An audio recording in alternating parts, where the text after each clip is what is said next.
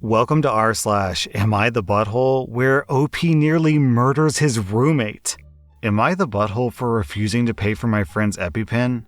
I have a housemate, Jillian, who's 26, who is severely allergic to peanuts. There are 5 of us who rent a house together, and we all agreed to put a label in our food containers to help keep Jillian safe and avoid contamination. I have a mini fridge in my room where I store my drinks so that I don't have to go to the kitchen if I want to drink in the middle of the night. Well, last Friday, my Filipino girlfriend gave me an authentic Filipino dish for lunch at work. It's called kari kari. It's an oxtail stew with a rich peanut sauce. It's in a glass container and I saved some so I could have it for dinner. When I got home, I put the meal in my mini fridge, but I forgot to eat it that night because we ordered pizza for dinner. Saturday, I went out with my girlfriend and got home around 9 p.m. When I arrived, Jillian's girlfriend, Trish, confronted me saying that I almost killed Jillian. I didn't know what she was talking about, and she went on saying how irresponsible of me it was to not label the food in my mini fridge. I asked one of our housemates what happened, and he said Jillian had an allergic reaction to my stew because I didn't put a label on the container. I told them that it was inside my personal mini fridge, and how dare they enter my room? Trish said they were looking for beer when they saw my stew. Trish and another housemate ate it. Jillian only tasted it and she went into anaphylactic shock and they had to go use an Epipen on her to stop the swelling. Trish then demanded that I pay for her Epipen. I told them that was not going to happen. If anything, they should apologize to me for trespassing into my room and stealing my food. They called me a butthole. She and my other 3 housemates said that I nearly cost Jillian her life and the least that I could do was apologize and pay for the Epipen. Am I the butthole? Okay, so if you're deathly allergic to peanuts and you sneak into someone else's room to steal their food, not knowing if it has peanuts or not, and it does and you go into anaphylactic shock, then that's your fault.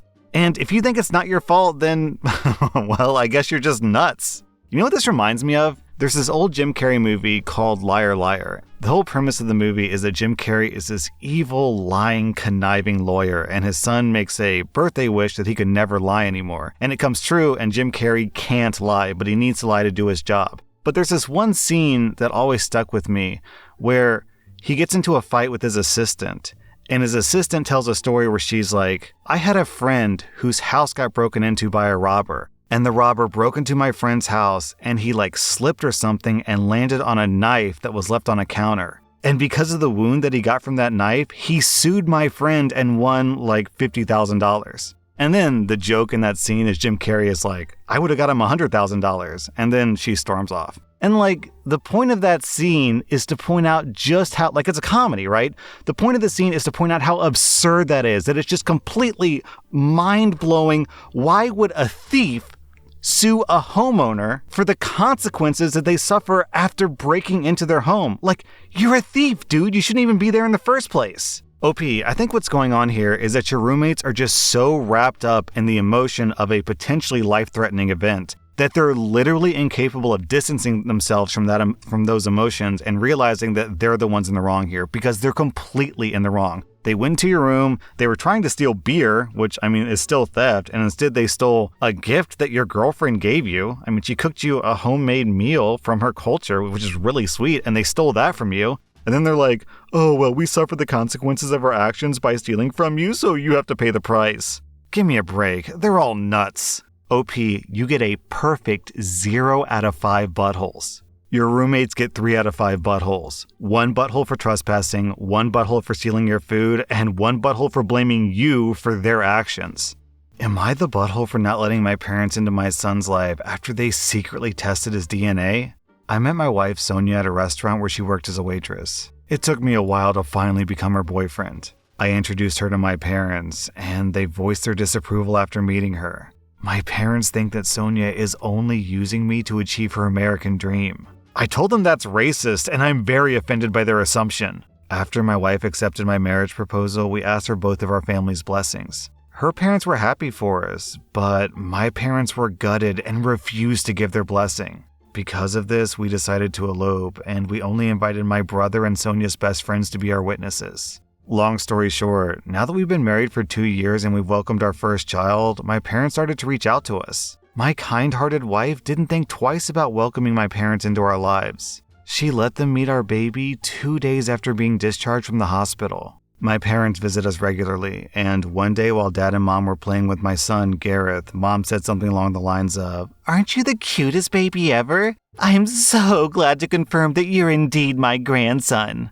Mom didn't know that I was around because she looked startled when I said, "What is that supposed to mean?" My mom tried to change the subject, but I insisted that she tell me what she was talking about. Mom sat me down and apologized first before telling me that they had my son's DNA tested to make sure that he was actually mine. I was speechless for a moment, and before I blew up from anger, I told Dad to give me my son, and they had better leave before I lose whatever respect I had left for them. My mom was very apologetic and said it's because they don't trust my wife and that our son looks nothing like me. I didn't argue anymore, and I told them to get out of my house. My wife was in the kitchen preparing lunch, and I told her my parents had an emergency and that's why they left without saying a word. I didn't tell my wife about the whole DNA test thing until after 2 weeks when she asked why my mom and dad didn't visit anymore. I told her everything because I know that I can't keep a secret from her. She started crying, and it broke my heart. I know how hard she tried to win my parents' approval, and what I told her was like a slap across her face.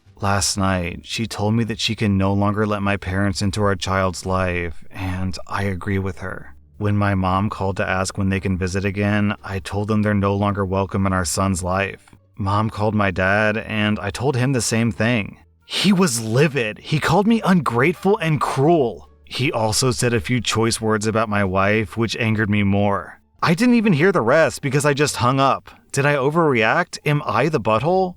Alright, so the way that I'm reading this story, the problem isn't really about the DNA test. The real problem is that your parents fundamentally don't respect your wife and they don't respect your choices. They didn't approve of you having a kid together, they just straight up don't like your wife. So, if they don't like your wife or your choices, then fine, they don't have to be a part of your life.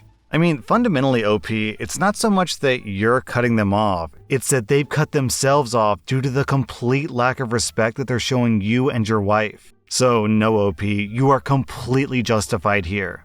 OP, I'm giving you 0 out of 5 buttholes. I'm giving your parents 3 out of 5 buttholes.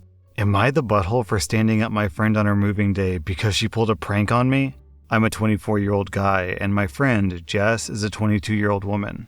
We've known each other for about 3 years since we met in class. We've always been platonic, and to be completely honest, I'm not the type of guy to make the first move. Yesterday, Jess was supposed to move. I was going to drive my truck over to her place, help her load up her stuff, and get her out of her apartment. Her situation with her roommates has become highly unstable due to irreconcilable differences, so she was in a rush to leave. The day before yesterday, as a way of thanking me in advance, Jess ordered pizza for the two of us. We were sitting there watching a movie on my couch, being platonic friends as usual, and suddenly she inched closer to me.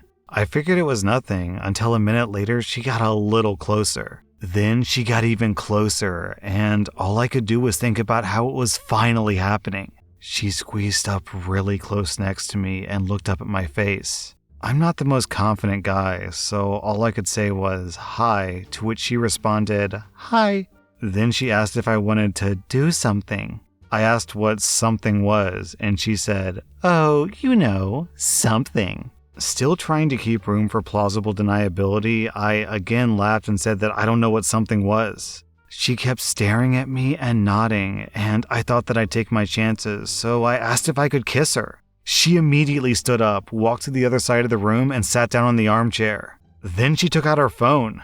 I immediately apologized to her, and she said that I should just forget it. A few minutes of incredibly awkward silence passed, and then she said, "I guess Kim was right." Kim is her friend. I asked what Kim was right about, and she explained that for several years, Kim has repeated again and again that I was only trying to get into her pants. Apparently, Kim put her up to testing me. I felt horrible. I immediately apologized to Jess again and said that while I found her attractive, I would do nothing to hurt our friendship. And then I apologized yet again.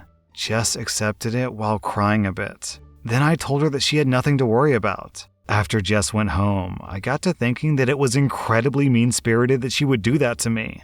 I did apologize, but that juvenile high school prank just started to strike me the wrong way. I talked to my sister, who reinforced that it was disgusting behavior. Then she asked for Jess's address, which I declined to give her. The next morning, instead of meeting up with Jess at the promised time, I just didn't. I'd taken the day off work, but I went in anyway because I wanted to get my mind off what happened. Jess was blowing up my phone all day. And then I got a couple of texts from a number I didn't recognize, which I imagine was Kim. Finally, Jess called me a flaking creep, and that was the end. I'm really mixed on this. I feel kinda bad, but not so bad. Was I wrong? Yeah, OP, I'd say you really hit the nail on the head here. This was a juvenile, high school level, mean-spirited prank. Like, that's all there is to it. It was just mean and manipulative. If she really wanted to know if you wanted to date her, then she could have just asked you like a normal person, not trick you into thinking that she wanted to kiss you and then giving you hope and taking it away and just like toying with your heart, literally. And like on top of that, it's 2021. It's okay to be friends with someone and then, have like a one-time hookup and then go back to being friends. People do that all the time nowadays. So just because you were receptive to her advances and tried to make a move on her doesn't mean that your entire friendship is necessarily built on just sexual attraction. Down in the comments, people are comparing it to like, imagine if you're friends with someone for 3 years and then after 3 years they're like, hey, do you want these curly fries? And you're like, sure, I love curly fries. And then they're like, I can't believe that you've been after my curly fries for the past 3 years. It's like, no, I was friends with you because I like hanging out with you. But hey, if you're going to give me curly fries, then that's an added bonus. And in your case, OP, you could have been like, no, I like being friends with you, but if there's sex on top of that, then I'm all for it. And on top of all this, the way that she said it was really just, reductive? She said that she thinks that you're only interested in getting into her pants, but maybe that's not the case. Maybe what OP really wants is a long-term relationship, to get married and have kids and just do the full-blown lifelong romantic thing. And she's just reducing all of that to, oh, well, he just wants to get in my pants. So yeah, OP, I'm on your side here. Jess was being unnecessarily mean and cruel in the way that she treated you. I'm giving you 0 out of 5 buttholes, and I'm giving Jess 2 out of 5 buttholes. Am I the butthole for refusing to accommodate my infertile neighbor? I'm a 28-year-old woman, and my 29-year-old husband and I have been living in this house for 5 years, ever since we got married. Our previous neighbors were an adorable couple in their 60s or 70s. We had a fairly good relationship, and we were kind of sad when they left. This year I gave birth to my son, who's now 6 months old. When my new neighbors, Paul and Anna, moved in, I was 2 months pregnant. We weren't friends, but we could say hi to each other here and there. I sunbathe every day. It's something I've been doing since childhood. I was a very anemic kid, and my mom made me do it to help with my anemia. I don't even know if it works, but it's a habit that helps me start my day. This wasn't a problem until my pregnancy became more obvious. The left side of our yard has 2 kinds of fences. A low fence that's 1.5 meters high that used to have a hedge on the neighbor's side, but they cut it off. The other fence is 2 meters tall and covers the rest of the backyard. As a result, they can't see into our property from the ground floor, but they can see our whole yard and part of our main floor from their second floor. When I was 5 months pregnant, our neighbor Paul told my husband that my sunbathing was making them uncomfortable. I sunbathe in shorts and tank tops, nothing out of the ordinary. I just ignored them and kept my routine. The following month, he said the same thing. Later, when I was 8 months pregnant, I was walking with my husband, and Anna was in the front of her house, and when she saw me, she stormed inside and slammed the door. The following day, Paul came over to our house and told us they were having fertility problems, and seeing me pregnant was making her wife very uncomfortable. He said that I was being an insensitive B-word. I'm currently working from home, and my baby is close to me in a playpen in the living room, and we have another in the backyard on the terrace. That way, I can keep my son close by when gardening or just playing with him. Well, I made the neighbor wife uncomfortable again yesterday. I was in the living room playing with the baby when Paul knocked on our door, and he asked me to move from the living room because his wife could see me from their balcony. I told Paul to tell his wife to just look in the other direction and leave me alone. Today, my husband and I were grilling some meat in the backyard. The baby was hungry, so I started to breastfeed. When I looked at the neighbor's house, Anna was on the balcony, so she went inside, and a few minutes later, Paul was at our front door again. I gave my son to my husband and went to answer the door. Paul went off on me for breastfeeding in public and being inconsiderate. Again, I should point out that I was breastfeeding in my fenced backyard. When he finished, I told him to leave us alone, to not knock on my door again, and if his wife is so upset over seeing a baby, then she needs therapy, not him harassing my family. and I'll do whatever I want in my own home. At the time, I felt justified, but I was venting with my mom, and she told me I was wrong. She said I couldn't understand because I never suffered from infertility, and I need to apologize. So, am I the butthole? OP, what on earth is wrong with your neighbors? Just because they're having fertility problems, they expect everyone in their vision to just, hide their babies in the basement, never let them see the light of day? What's the wife gonna do if she has to drive by a school on the way to her work? I guess instead of doing the logical thing, which is to drive a different route to work, I guess she would just march inside and then scream at the principal that they have to shut down the school and move the school elsewhere because she couldn't be heard seeing those kids every day. Your neighbor needs some psychological help, OP. OP, you get 0 out of 5 buttholes. Your neighbors get 2 out of 5 buttholes. If they are so triggered by what they see on your property, then maybe they should stop looking into your property, right? That was rSlash AmITheButthole, and if you like this content, check out my podcast where I publish the exact same episodes. Also, hit that subscribe button because I put out new Reddit videos every single day.